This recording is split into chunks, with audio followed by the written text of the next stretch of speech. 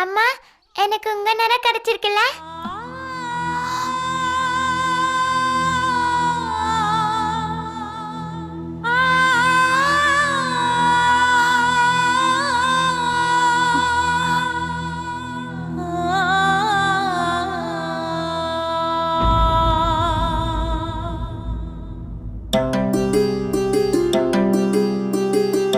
மீரா, இங்க வா, நான் உனக்கு உன் பொருளை காட்டுறேன்.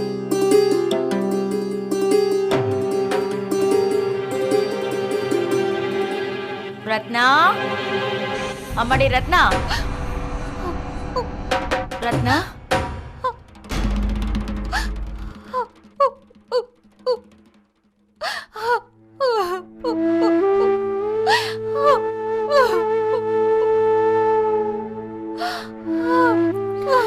அம்மாடி ரத்னா,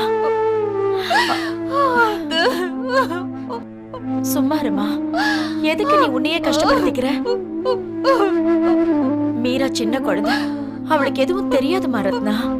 அவ பேச்செல்லாம் ஏன் நீ தப்பா எடுத்துக்கிற? அவ பேசுற பேச்சால உன்னோட மனசு கஷ்டப்படுமா படாதா இதெல்லாம் அவளுக்கு தெரியாதுமா. இல்ல, நான் மீராவ சின்ன குழந்தையதான் இன்னும் நினைச்சிட்டு இருக்கேன். ஆனா அவளை பத்தி தப்பா பேசுறவங்களை நான் என்ன செய்யட்டும்? இந்த ஊர்ல இருக்கிறவங்க எல்லாம் பெரிய மனுஷங்க. ஆனா அவங்க எல்லாரோட மனசும் ரொம்ப சின்னதா இருக்கு. ரத்னா, நீ யார பத்தி பேசிட்டு இருக்க? யாராவது ஏதாவது சொன்னாங்களா? ஆமா ஆமா அத்தை.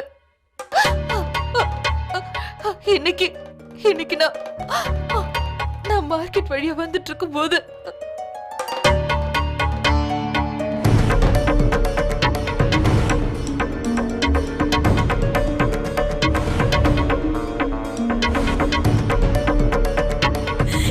எனக்கு கடவுள் கொடுக்கல, நீங்க தாங்க கொடுத்தீங்க. ஒரு வெளவுக்கு புருஷன் உங்களை விட்டுட்டு வேற ஒரு பொண்ணு பின்னாடி சுத்திட்டு இருந்தா உங்களுக்கு எப்படி இருக்கும்? தயவு செஞ்சு இதுக்கு மேல எனக்கும் என் புருஷனுக்கும் நடுவுல வராதீங்க.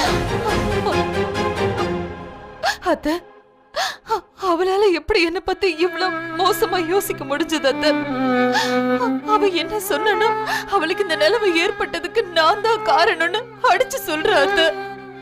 அத்தை, ஒரு பொம்பளை தனியா இருந்தா அவளை தப்பாதான் நினைக்கணுமா? இது யார் சொல்லியிருந்தாலும் நான் வருத்தப்பட்டிருக்க மாட்டேன். ஆனா ருக்மணி, நான் அவளை என்னோட தங்கச்சி மாதிரி தானே நினைச்சிட்டு இருந்தேன். அவளும் இந்த கிராமத்து ஜனங்களும் எப்படி என்னையும் கர்ணாவி எப்படி தப்பா பேசுறாங்க? அதன கடைசி நிமிஷம் வரைக்கும் என் நாட்டமைக்காக நான் காத்துட்டு இருப்பேன். எத்தனை வருஷம்னாலும் நான் காத்துட்டு இருப்பேன். ஆனா இவங்க இப்படி பேசுறதுதான் என்னால தாங்கிக்க முடியல. அதன ஏற்கனவே பாதி செத்துட்டேன். நான் என்னையே கொஞ்சம் கொஞ்சமா தேத்திக்கிட்டு தான் வாழ்ந்துட்டு இருக்கேன்.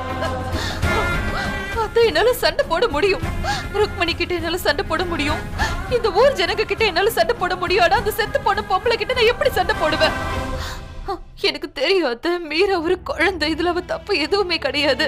ஆனா நான் அவளை எப்ப பார்த்தாலும் அவளோட அம்மா என் கண்ணு முன்னாடி வந்து நின்று என்ன கேள்வி கேட்கிற மாதிரி இருக்காது. நாட்டாமன்னா உங்களுக்கு உயிர் தானே அத்தை. அந்த மீராவோட அம்மா உங்ககிட்ட இருந்து உங்க பையனை பறிச்சுக்கிட்டா. அப்படி இருக்கும்போது மீராவை நீங்க எப்படி ஏத்துக்கிட்டீங்க? எப்படி நீங்க உங்களை சமாதானப்படுத்திக்கிறீங்க?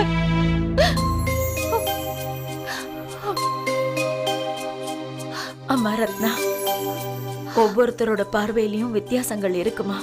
உதாரணத்துக்கு உன்னையே எடுத்துக்கோங்க. உனக்கு மீரா கூட அவ விரல புடிச்சிட்டு அவங்க அம்மா நிக்கிறதா தெரியுது. ஆனா எனக்கு மீராவோட விரல புடிச்சுக்கிட்டு என் சின்ன கண்ணு நிக்கிறது தான் தெரியுது. நான் அந்த பொண்ணோட குழந்தைய ஏத்துக்கல, ஒரு அண்ணனோட தங்கச்சியை தான் ஏத்துக்கிட்டு இருக்கேன். ரன்வீரோட தங்கச்சியா.